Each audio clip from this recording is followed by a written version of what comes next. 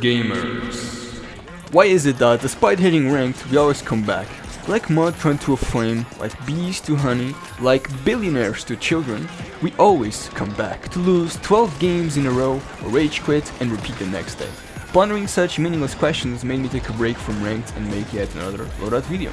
I like to call this one, I guessed, Benus, Deletus, or Pibbity Poppity, there goes your property.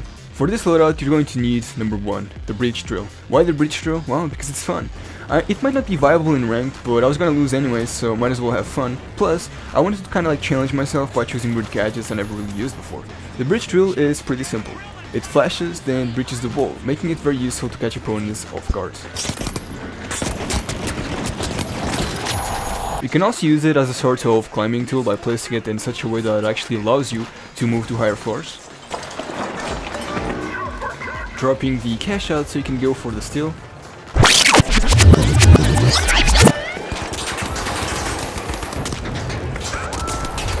Or like use gravity as a way to stall your opponents by dropping them. Nope.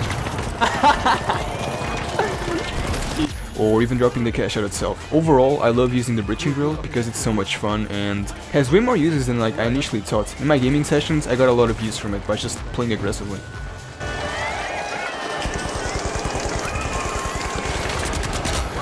You got it, come on! You are awesome, bro! Holy shit! Wow. For the next one, you want to use the Rasengan.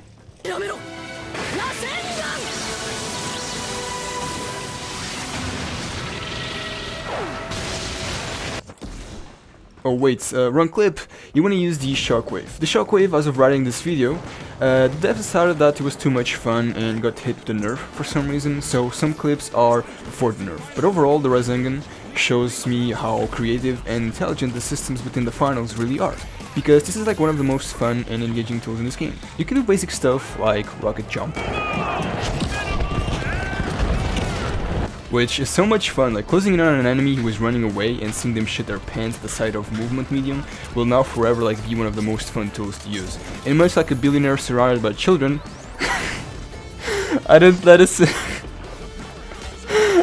single one escape. Anyway, not only is it like a great mobility tool, but like it also synergizes extremely well with other tools, like for example jump pads, where if you hit the shockwave just as you jump, you will get extreme boost in verticality. We're halfway through the round and there's been something that works also extremely well in low gravity events, essentially having the same effect as the jump pads. Let's see how this goes. Now, if all this specialization had going for it was movement, it would already be pretty decent, you know? But where this specialization really shines is in its offensive capabilities. You can get rid of turrets, prevent revives, the socialites are making an entrance. Make it hard for players to run away from you, netting you an easy kill.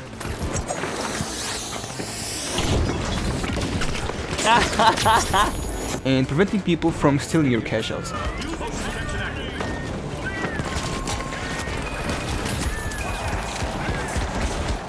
Push them out, I pushed them out. Fixing bad positioning.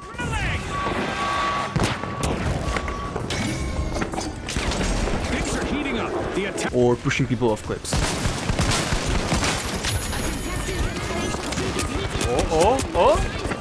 Yo! The push also works on most gadgets in Possible, such as walls, mines, and most stuff, making it like really decent tool for aggressive plays. Oh, and do you remember the bridging drill? With it, you can actually open rooftops, use the shockwave to go there, flank the enemy, and just get free easy kills, or just escape if the enemy is chasing you. It's like a really good combo. Now, for the weapons. At first I was gonna go with dual blades, you know, it looks cool, and with some love taps, aka quick melee with your normal attacks, it works wonders. And I love the deflect, it reminds me of Captain Levi. And since then, you know, since I've watched Attack on Titan all those years ago, I always wanted to slash my foes to tiny bits. And while I do love anime and not talking to women, I also love winning. And so I recommend you switch the dual blades for the Cerberus. What can I say about the Cerberus? It spits fire, you know, much like myself when I ran, I did crime. And as a Jewish man, I hate gas, and the Cerberus gets rid of it, so it's really useful to have when people usually spam it. And it also lights goo on fire. And since this loadout is supposed to be fast and aggressive, you know, rocket jumping all over the place and being a medium movement menace, having a shotgun to close in on people and then blasting them with your hot loads of Cerberus shells is one of the most fun game plans thus far. And much like in real life, people don't like having your load on their face. So, they are gonna do their best to counter you and push you away. Now, to prevent such an unsolicited breach of personal space, they might spam you with mines or other stuff such as turrets, which means that you want to use number 3, the Reshaper. At first, I didn't really find much use for it. It felt kinda underwhelming. However, this is actually one of the best tools in the game right now. You can essentially reshape most objects and enemy gadgets, such as turrets, grenades,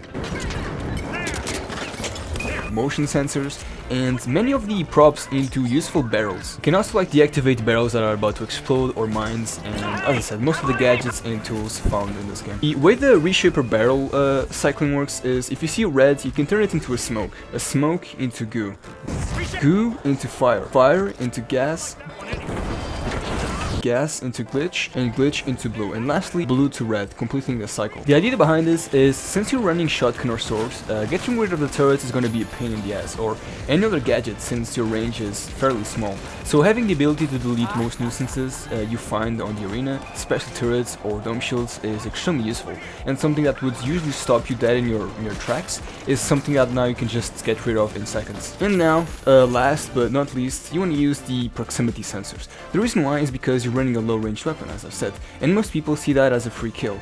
All they have to do is keep their distance, right? Well, with the sensor you can just kinda bait enemies into following you, and then promptly punish them. Proximity sensor online. Motion sensors on. It is also very useful because you can also give your own teammates intel where the enemy is, so I feel like this last gadget like really complements this loadout extremely well and makes it just to be as aggressive as possible, as easy as possible. Oh, and I actually recommend like using the wizard outfit and also the magic book. So I don't know, it's just fun. Like I like to pretend I'm a fucking wizard, just like I cast turret Deletus or whatever. Like when I'm just reshaping a gadget, I just think it's really funny as well for some reason. I don't know, I'm autistic as fuck. And yeah, I guess that's actually the end of the video. I hope you enjoyed it. Give it a like, subscribe, and stay tuned for my next video.